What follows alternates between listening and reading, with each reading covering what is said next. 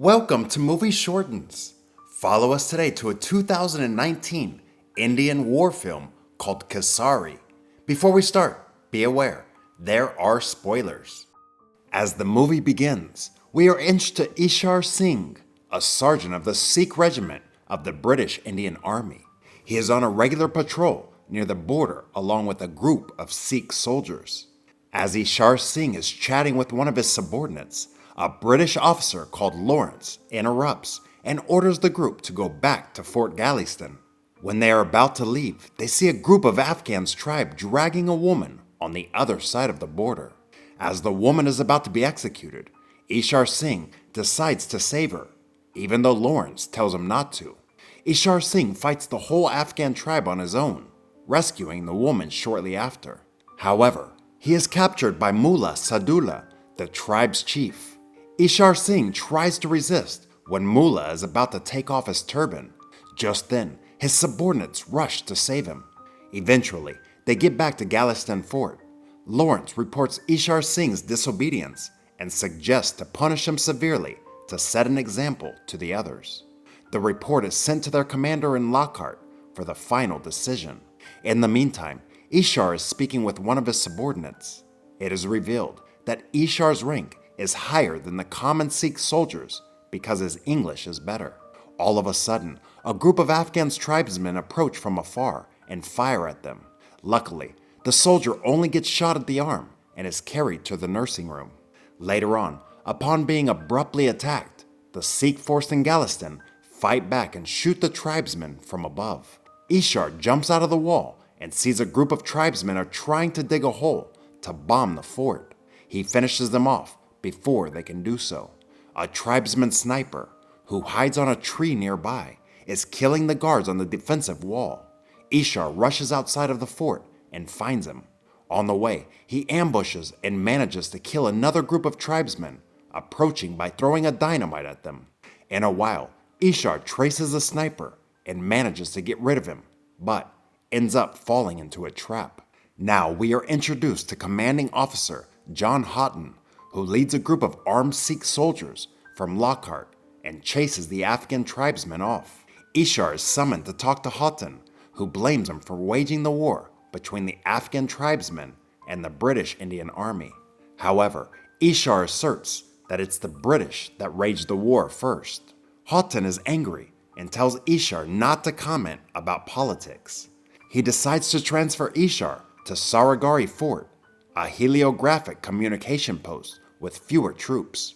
Ishar will take charge and carry out the communication job between Galveston and Lockhart Fort.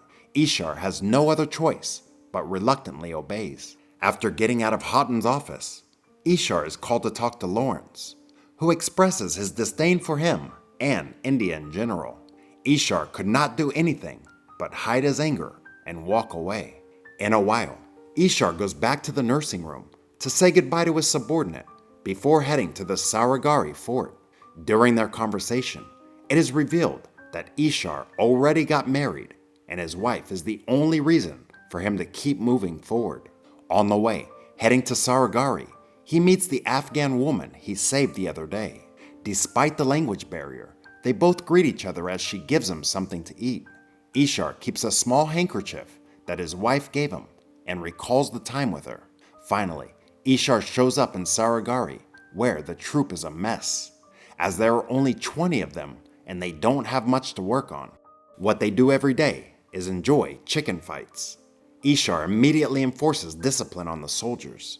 He goes outside of the fort to grow a garden as a way to remember his life back home. When he gets inside the fort, the soldier has already cooked the chicken. Ishar gets furious and decides to punish them all to live without food for a week. Ishar's presence at Sarigari Fort frustrates the soldiers. On the other side of the border, the leaders of the tribesmen, Khan Masood, Gul Bashal, and Mullah Sadullah, are mounting an attack towards the British Army. They blame the British Indian Army for stopping them from punishing a woman who insulted Allah's name. To protect their traditions and faith, they decide to unify and declare a holy war towards the British Army. Meanwhile, in the fort, Ishar feels pity for his comrade and decides to lift the punishment. Ishar was living without food as well. The soldiers later confront Ishar and pay respect to him. That evening, they have dinner and dance happily together. Back to the Afghan tribes. They plan to attack Sarigari Fort in the morning. They will take over Galistan and Lockhart in the afternoon. Without Sarigari, the British army will not be able to communicate with each other. In the meantime, Ishar is informed about a Sarigari's informant who went missing for 3 days. Shar comes to the village nearby in search of their informant and learns that he has left the village last night as he is under threat. Here, he also learns that the men in the village have gone out preparing for a war. Only the old people stay to build a mosque for winter to come. Soon after, Ishar goes back to the fort and asks his comrades to help the villagers. The next day, all Sikh soldiers and the Sarigari come to the Muslim village to build the mosque. At the end of the day, the villagers express their gratitude to the soldiers for helping them. The next day in Lockhart Fort, as Houghton sees a large group of Afghan tribesmen are marching towards Sarigari, he sends a message to Ishar saying he is sending troops for help. Ishar gathers his men to the top of the wall and sees a large group of some 10,000 tribesmen encircling the fort. Mullah, on the other hand, drags the woman that Ishar saved earlier to the front line and kills her. When Ishar receives a message from Houghton, he promptly holds a meeting with his comrades. He informs that both Galistan and Lockhart cannot help them as all the routes are blocked by the tribesmen. They are ordered to abandon the fort and escape. As it is too risky to have his 20 soldiers fight against 10,000 tribesmen, Ishar gives his men the opportunity to think twice. However, the soldiers still commit to fight this war anyway. Knowing that his fellows won't change their decision, Ishar has to lead his men and heads out to fight against the 10,000 tribesmen. In a while, Ishar initiates the war by aiming his gun toward the enemy and shooting one of them dead. Later, he deploys his force in position. Gurmukh Singh, the soldier in charge of the communication, questions why Ishar didn't follow Houghton's order and decides to let them fight. Ishar explains that this war is for their own freedom. The Sikh soldiers will not fight as a white man tells them to do so. Today, the 21 men will fight like free men and die like free men. Ishar also asks Khudadad, the cook, to provide water to the injured soldiers, including the Afghans. He claims that fighting only kills the enemy. Kindness destroys enmity itself. Moments later, the tribesmen charge at Sarigari as the 21 brave soldiers aim to shoot. Ishar orders Gurmukh Singh to keep Houghton updated. In the meantime, the Afghans stop attacking and wave white flags. Ishar orders his men to prolong the battle after learning that the British army is sending help and will arrive the next day. Once they keep the battle going, they will prevent the Afghans from advancing to Galistan and Lockhart Fort in the evening. Ishar goes outside of the fort to meet with the leaders of the tribes, including Khan Masood, Gul Badshah, and Mullah Sadullah.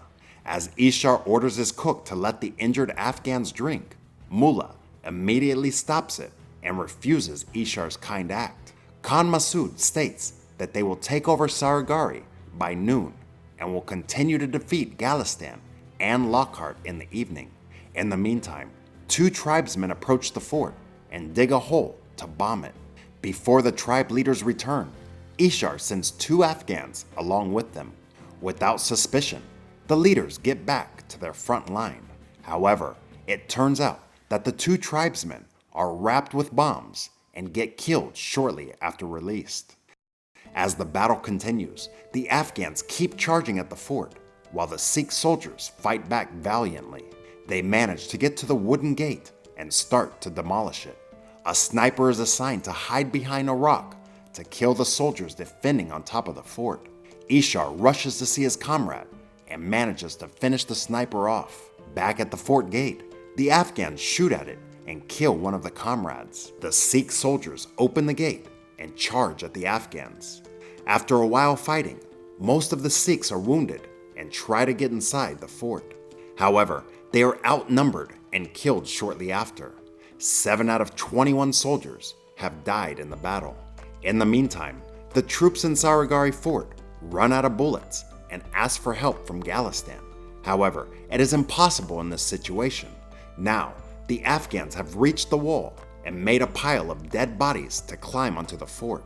Even though the Sikhs have to use the very last bullets they have, they still fight valiantly. When some of the Afghans climb to the fort, Ishar combats them and manages to fight back. He also looks around and sees most of his men are dead. Later on, the Afghans are trying to blow up a part of the wall in the west side, making it shattered. Till 4 p.m., the wall has fallen, but Ishar and 3 of his men are yet to surrender. Ishar gives his last order to the remaining comrades. He tells Gurmukh to keep sending messages for Galistan and tells his cook to provide water to the injured soldiers. As the enemy charges into the fort, Ishar takes off his stripes and grabs a red-hot sword to combat. Even though he is a skilled fighter, he is defeated as being outnumbered by lots of enemies. While fighting, he is hesitant to kill a young boy among the Afghans.